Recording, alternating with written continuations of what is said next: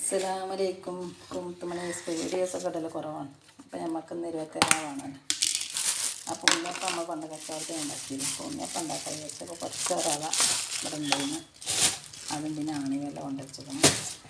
അപ്പോൾ നമുക്ക് ഈ റവ ഒന്ന് വെള്ളത്തിലിടണം. അപ്പം ഞാൻ ആ ഓറഞ്ച് നമ്മൾ നോക്കി തെക്കഞ്ഞ വെച്ചാലും വേണ്ടി കൊടുന്നതിന് ഫസ്റ്റ് നോൻപിന് ഒരു 3-4 കഴിഞ്ഞതിൻ്റെ അപ്പോൾ ഞാൻ ബാക്കിയുള്ള റവ കുറച്ചെൻ്റെ അയൽവാസി കൊടുത്ത് ബാക്കി ഞാൻ എടുത്തിരിക്കുന്നു കേട്ടോ.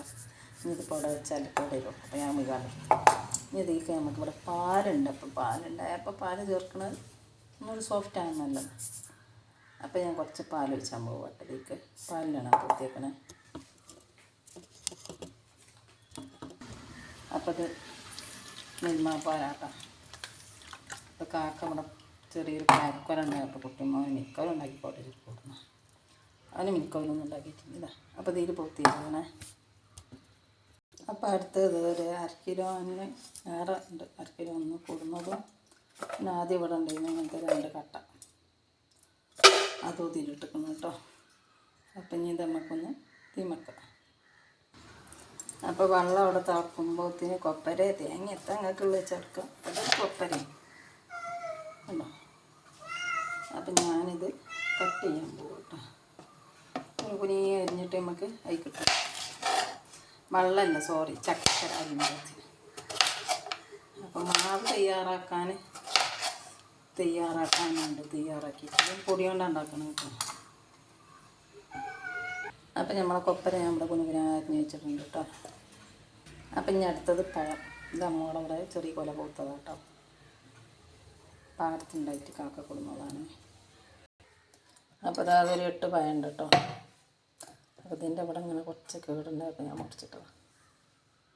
അപ്പോൾ നമ്മൾ പുതിർത്തി വെച്ച പാലും റവയും ആ പായും 3-4 ഏലക്കായും നുള്ളുപ്പും ലേശം ചക്കര ഒരു തിരുവിൽ ഒഴിച്ചിട്ട് നമുക്കൊന്ന് അടിച്ചെടുക്കാം. അപ്പോൾ കണ്ടങ്ങനെ അടിച്ചെടുത്തിട്ട് ഇനി നമുക്ക് ഞാനിവിടെ ഒരു പാത്രം എടുത്ത് വെച്ചിരിക്കണം. അതിൽ ഒഴിച്ച്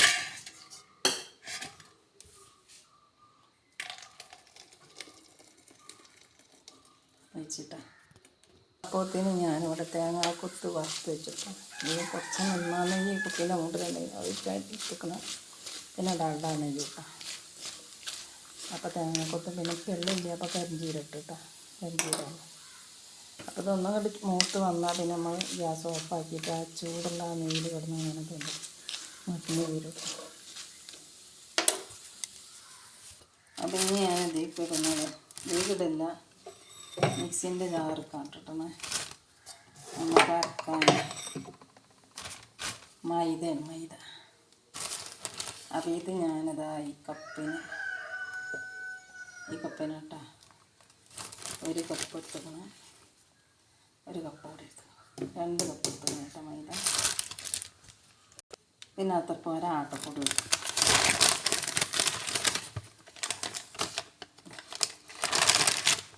നമുക്കത് അരച്ചെടുക്കും. അപ്പോൾ നമ്മൾ ചക്കര അരച്ചിട്ട് അതിലാട്ട് ഞാൻ അരക്കുന്നത്.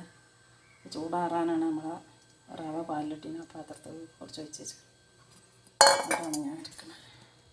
അപ്പോൾ അതും അരച്ചിട്ടോ അതുകൊണ്ട് നമ്മൾ ഈ പഴത്തേക്ക് ഒഴിച്ച് കൊടുക്കുക കേട്ടോ.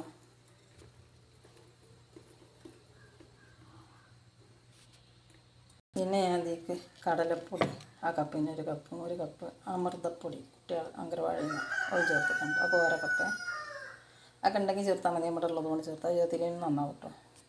1 കപ്പ് അരിപ്പൊടിയും ചേർത്ത് ഞാൻ ഒന്ന് അരച്ചെടുക്കാം. അപ്പോൾ അതും അരച്ച് നമുക്ക് ഇതിലേക്ക് ഒഴിച്ച് കൊടുക്കാം.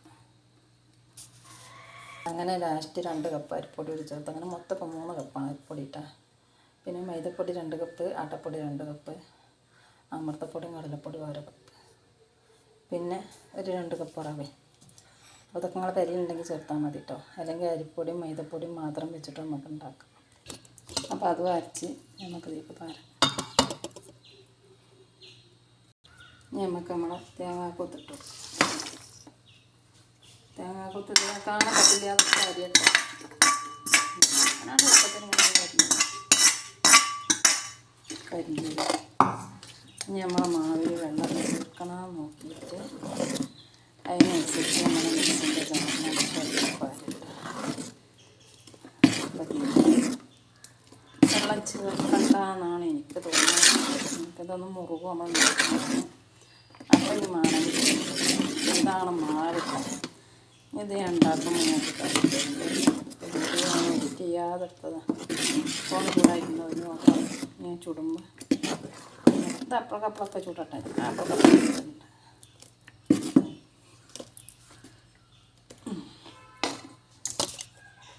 ഇതാണ്ട മാവിൻ്റെ പാകം അങ്ങനെ നമ്മൾ വെള്ളപ്പത്തിനൊക്കെ കൂട്ടൂലേ അതേമാതിരി കേട്ടോ. വെള്ളപ്പത്തിനോട് ദോശക്കൊക്കെ ഇതേമാതിരി